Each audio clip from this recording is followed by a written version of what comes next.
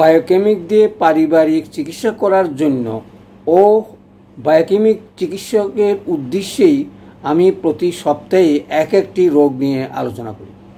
যারা আমার সঙ্গে যুক্ত হয়ে আছেন তাদের উদ্দেশ্যে বলছি, আজকে 12তম ওষুধ মূত্রনাশ বা ইউরেমিয়া এই রোগ সম্বন্ধে আলোচনা করব।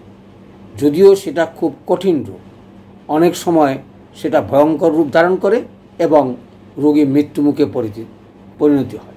চলে আসি তাহলে প্রথমেই এটা কাকে বলে অথবা রোগটা কি? মূত্রনাশ অথবা ইউরেমিয়া, অর্থাৎ আমাদের প্রস্রাবের সঙ্গে যে সকল পদার্থ বাইর হয়ে প্রস্রাব মূত্র আকারে বেরিয়ে যায়, সেগুলি যদি না বেরিয়ে রক্তের সঙ্গে মিশে যায় তাইলেই তাকে বলা হয় মূত্রনাশ বা ইউরেমিয়া। অর্থাৎ যে সকল বস্তু প্রস্রাবের সঙ্গে না বেরিয়ে রক্তে মিশে যায়, তার কারণে কি কি ঘটে। এখন চলে আসি এই যে মূত্রনাশটা কি কি রোগের কারণে অথবা কি কি কারণে ঘটতে পারে।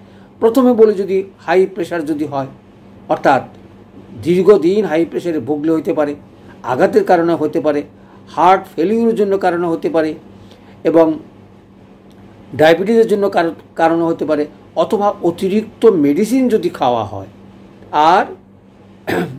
আর আমাদের যে গ্লোবিউলসগুলো আছে, অর্থাৎ যেখানে মূত্রটা পরিষ্কার করা হয়, সেখানে যদি কোনো রকমের ট্রাভেলস হয়, সিস্ট যদি হয় এবং মেটালিক স্বাদ যদি মুখে থাকে, অর্থাৎ এই সকল কারণেই আমরা মূত্রনাশ বা ইউরেমিয়া হতে পারে।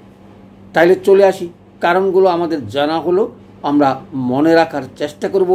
অতিরিক্ত এই সকল রোগের কারণেই অথবা অন্য কোনো রোগের কারণেই উপসর্গ হিসাবে সেটা দেখা দিতে পারে। তাহলে কি কি লক্ষণে আমরা বুঝতে পারবো যে তার ইউরেমিয়া হয়েছে। প্রথমে চলে আসি মূত্র অবরোধ, মূত্র স্বল্পতা। মূত্ররোধ অর্থাৎ মূত্র অনেক সময় বের হয় না এবং মূত্র অল্প অল্প, তার সঙ্গে শোধ থাকে, বমি বমি ভাব এবং মাথা এবং যন্ত্রণা এবং মাথা ঘোরায়।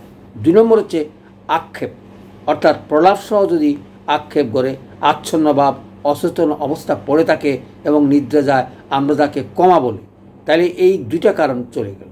তৃতীয় কারণ হচ্ছে অনেক সময় শ্বাসকষ্ট হয় এবং নিঃশ্বাসের সঙ্গে হিসিস শব্দ করে এবং নিঃশ্বাসে অ্যামোনিয়ার গন্ধ বের হয়, অর্থাৎ শ্বাস প্রশ্বাস নিতে এবং ফেলতে দেখা যায় যে অ্যামোনিয়ার গন্ধ মনে হয়, নিজের কাছেও মনে হয়, অন্য লোকের কাছে তো কোনো কথাই নেই।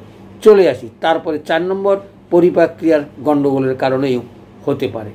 তারপরে রোগীর জামা কাপড় বিছানা হতে বিশ্রী রকমের গন্ধ বেরোয়, এটি হচ্ছে মূল কারণ। যদি কোনো লোকের জামা কাপড় বিছানা যদি গন্ধ হয়ে থাকে, তাহলে আমরা ধরেই নেব তার ইউরেমিয়া হয়েছে। আর মূত্র অবরুদ্ধ থাকে এবং মুখমণ্ডল মলিন হয়ে যায় এবং নাড়ি দ্রুত হয়, তার সঙ্গে অনেক সময় জ্বর বা তাপমাত্রা থাকে, অনেক সময় তাপমাত্রা কমে যায়। তাহলে আমরা লক্ষণগুলো পেলাম, কারণটাও পেলাম।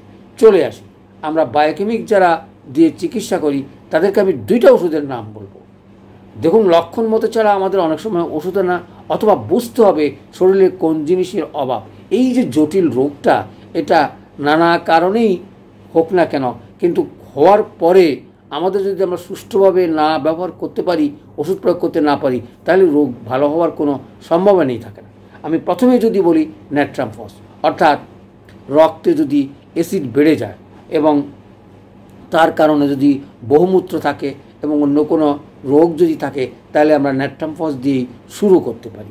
তারপরে যে ওষুধটা, অর্থাৎ শরীরকে স্টিমুলেন্ট করার জন্য, অথবা আমাদের ক্যালকেরিয়া ফসের যদি অভাব হয়ে থাকে, এই জন্য নানা রোগ দেখা দেয়। সুতরাং 2টা ওষুধ, নেট্রামফস এবং ক্যালকেরিয়া ফস, আমরা 2টা করে 4টা দিনে 3-4 বার সেবন করতে পারি, অথবা আলাদাভাবে পর্যায়ক্রমেও আমরা খেতে পারি। আর যে লক্ষণগুলো, অর্থাৎ শরীরের কী কী জিনিসের অভাব, সেই হিসেবে আমরা অন্যান্য ওষুধগুলো প্রয়োগ করতে পারি। তাইলে চলে আসি আজকের এই মূত্রনাশের জটিল রোগের চিকিৎসা। যদিও আমি বলবো 4-5 দিন বা 1 সপ্তাহ দেখার ভালো না হলে, তাহলে দক্ষ ডাক্তারের পরামর্শ নেওয়া উচিত বলে আমি মনে করি। ধন্যবাদ সবাই।